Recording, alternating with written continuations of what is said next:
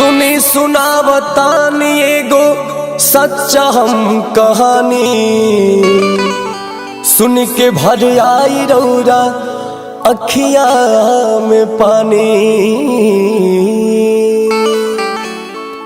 12 ज्योतिर्लिंग में पावन देवघर स्थान हो, बस जहाँ भोले जे कर महिमा महान हो। झूठे जहाँ जाल ढारे सावन में जहान हो, लाखों कंवरिया आवस लेके दिल में अरमान हो। तो ये भैया यही सावन के पावन महीना में बाबा भोलेनाथ के एगो परम भक्त अपना धर्म पत्नी के साथे देवघर जाए के तैयारी कैले बाने। बाबा भोलेनाथ पर जल ढारे के आशीर्वाद के कामना लेके कांवर सजा के घर से अब निकले ही वाला रहले। तब तक से उनकर एकलौता बेटा जेकर उम्र मात्र 10 से 11 साल हुई, वो लड़का सुतल रहे जाग जाता।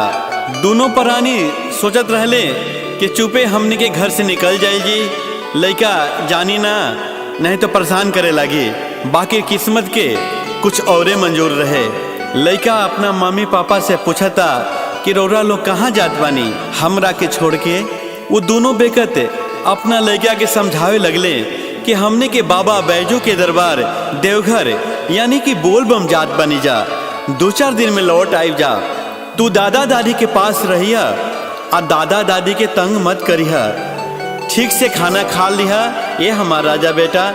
बाकी वो नन्हा बालक जिद पकड़ लेता कि ना हमहू तू लोग के साथ बाबा धाम जाइबे, हमहू भोले बाबा पर जल चढ़ाइबे। वो छोट लड़का के मम्मी पापा समझावत बने कि अभी तू बहुत छोट बड़ा, 40 कोस के पैदल कठिन राह तू चल ना पैबा। बाकी वो लड़का जिद ध लेता, रोवन धोवन शुरू कर देता कि ना हमहू जाइब त जाइब। लड़का के मुंह में पड़ के ओकर प्यार में लाचार होके ओह लड़का के जिद के आगे मजबूर हो जात बने। ओह लड़का के तैयार करके तीनों लोग रेलगाड़ी से सुल्तानगंज पहुंचत बाड़े। सुल्तानगंज जहां से कंवरिया लोग गंगा जी के निर्मल पावन जल में स्नान करके आ कांवर में जल भर के देवघर के पावन धाम खातिर लोग निकलेला। गंगा जी के पावन धारा में नहाए खातिर तीनों भक्त जब उतरले हैं, लड़का के घाट के तरफ छोड़ के जहाँ कम पानी रहे वो दोनों बेकत नहाए लगले। भीड़ भी ज़्यादा रहल, लड़का पर से ध्यान हट जाता। तब तक से लड़का जिन्हें तेज धारा रहे उन्हें बढ़ जाता और देखते ही देखते गंगा जी के तेज धारा के आगोश में बह जाता। चारों तरफ चित्कार हाहाकार मच जाता। देखते ही देखते आँख के सामने से वो लड़का ओझल हो जाता। पानी के तेज बहाव के चलते सबकर हिम्मत जवाब दे जाता, केहू बचावे के कोशिश नहीं करत। दोनों प्राणी के रो रो के पागल जैसन हाल भइल बा। अपना किस्मत के कोस रहल बाड़ी जा कि काश हम अपना लड़का के बात ना मान ले रहती तो आज ऐसा दिन देखे के ना पड़े। थाक हार के रोवत धोवत पास के ही भोले बाबा के मंदिर में फरियाद लेके जात बाड़े लोग। आगे कहानी में का भइल वो लड़का मिलल कि ना, आई यह कव्वाली में भाई अंकुश राजा की आवाज में सुनल जाओ।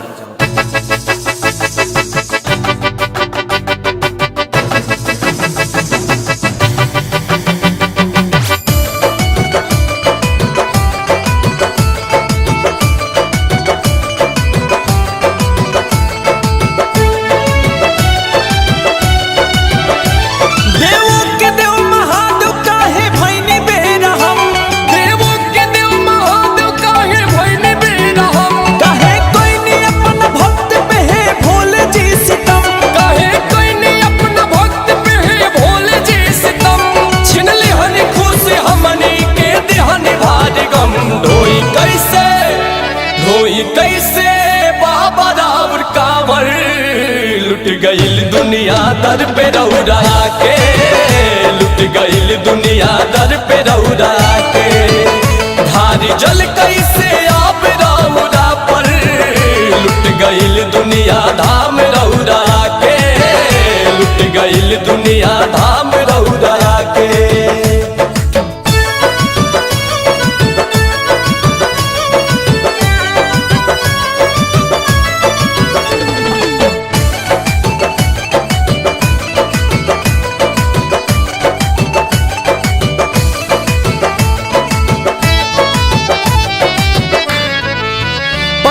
के मूरत लागे पत्थरे हो गईनी जी, अतना निर्दयी कठोर काहे भईनी जी। अस लगा के हमनी धाम रौरायनी जी, लाल के छीन लिहनी काहे ना बचैनी जी। कहीं को बेटा रहे कैसे अब रहब जा, कौन मुँह लेके जाइब घरे का कहब जा। सतन खेरौरा में भरोसा कैसे करब जा, लाल के लौटा देना तदर पे रौरा मरब जा। दोनों भक्त भोले बाबा से गुहार कर रहल बड़े कि बाबा हमने के भक्ति में का कमी रह गई रहे। चौकठ पे सर पटक पटक के तोड़ दे हबदम, चौकठ पे सर पटक पटक के तोड़ दे हबदम। कारी है भोलेनाथ अपना भक्त पे रहम, हमने के जान जाए कहीं खाए के कसम। धोई कैसे प्रभु जी राउर कांवर, लुट गईल दुनिया दर पे रौरा के, लुट गईल दुनिया दर पे रौरा के। भारी जल कैसे आप रौरा पर, लुट गईल दुनिया धाम रौरा के, लुट गईल दुनिया धाम रौरा के।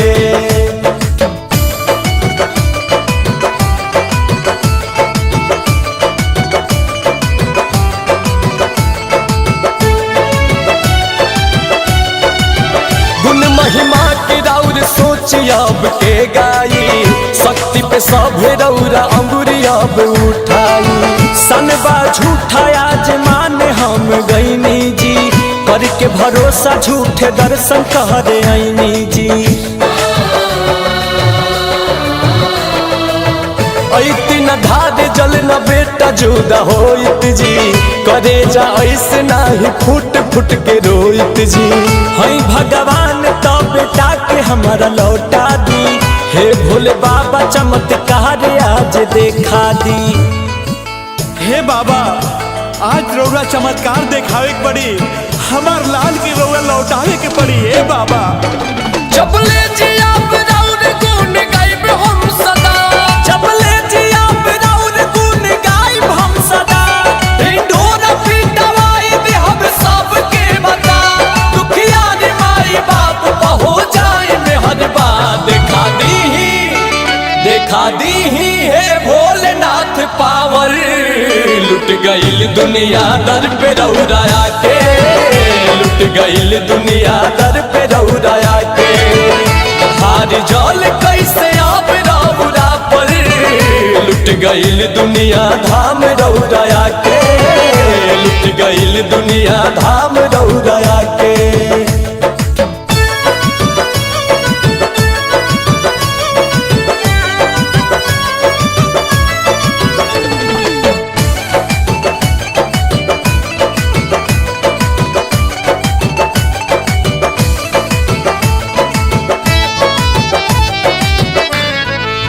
जो न लौटा सकब लाल के है शिवदानी, दोनों पारान के भी छीन लिया जे जिंदगानी।